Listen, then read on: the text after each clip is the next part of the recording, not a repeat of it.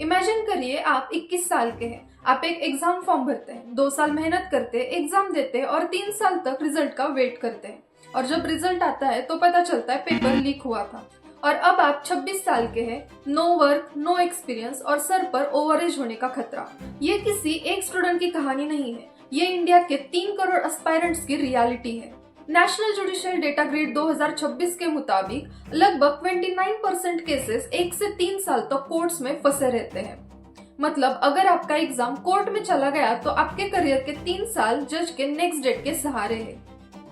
लेकिन फिर सवाल उठता है, क्या ये लीक्स एक्सीडेंटल है? ज्यादा दूर नहीं, अभी 5 जनवरी 2026 को क्लैट 2026 को लेकर सुप्रीम कोर्ट में एक पिटीशन फाइल हुई है। एलिगेशंस है कि एग्जाम से 15 घंटे पहले पेपर टेलीग्राम पर लीक हो गया था। ये सिर्फ एक एग्जाम की बात नहीं है। अगर हम कंपैरेटिव लॉजिक से देखें तो आज 2026 में हम एक स्मार्टफोन 10 मिनट के अंदर घर मंगवा सकते हैं, लेकिन एक जॉब अपॉइंटमेंट लेटर आने में 1800 दिन लग जाते हैं। क्यों? क्योंकि हमने रिक्रूटमेंट को आउटसोर्स कर दिया है। एमपीएससी के रिसेंट प्रोटेस्ट में एस्पायरेंट्स की सबसे बड़ी मांग यही है कि स्टॉप आउटसोर्सिंग। जब गवर्नमेंट प्राइवेट वेंडर्स को कॉन्ट्रैक्ट देती है तो अकाउंटेबिलिटी पब्लिक से प्राइवेट हो जाती है और आरटीआई का दायरा कॉन्फिडेंशियलिटी के नाम पर सिमट जाता है।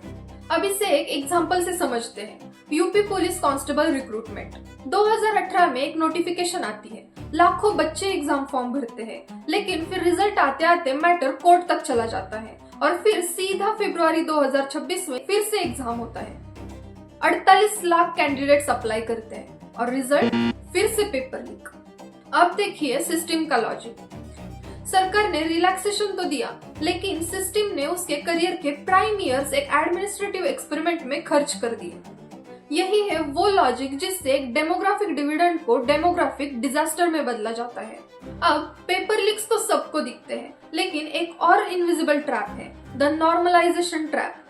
टेक्निकली इसे शिफ्ट्स को बैलेंस करने के लिए बनाया गया था, लेकिन आरटीआई रिवील करती है कि नॉर्मलाइजेशन की वजह से मार्क्स 40 से 50 पॉइंट्स तक जंप या ड्रॉप कर रहे हैं। जब स्टूडेंट्स को ये पता नहीं होता कि उसने गलती कहाँ की, तो मेरिट एक लॉटरी बन जाती है। इसी ट्रस्ट डिफिसिट को खत्म करने के लिए मिनिस्ट्री ऑफ फाइनेंस ने 2026 में आईबीपीएस को मैंडेट किया है कि उन्हें कैंडिडेट्स की रिस्पॉन्स शीट्स दिखानी होगी, क्योंकि बिना ट्रांसपेरेंसी के फेयरनेस एक स्टैटिस्टिकल वर्ड है, रियलिटी नहीं। और जब तक रियलिटी धुंधली होती है तब फायदा उन लोगों का होता है जो उम्मीद बेचते हैं। क्योंकि आईएमएआरसी ग्रुप 2025 की रिपोर्ट कहती है कि इंडियन कोचिंग मार्केट अब 1.4 लाख करोड़ की ओर बढ़ रहा है। जब एग्जाम 3 साल डिले होता है तो कोचिंग का सब्सक्रिप्शन रिन्यू होता है। ये एक ऐसी इकोनॉमी है जो फेलियर पर थ्राइव करती है।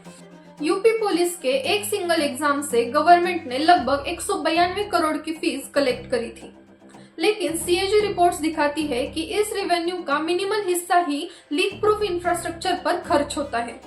State commissions actually profit centres बन चुके हैं। हम उनका करियर डिले कर रहे हैं जो देश चलाने वाले हैं, और उनका प्रॉफिट बढ़ रहा है जो सिर्फ सपने बेचते हैं। सोल्यूशन सिर्फ री एग्जाम नहीं है, सोल्यूशन है कुछ स्ट्रक्चरल चेंजेस, जैसे कि यूपीएससी की तरह statutory recruitment calendar, standardize security audit और ऑटोमेटिक एज रिलैक्सेशन।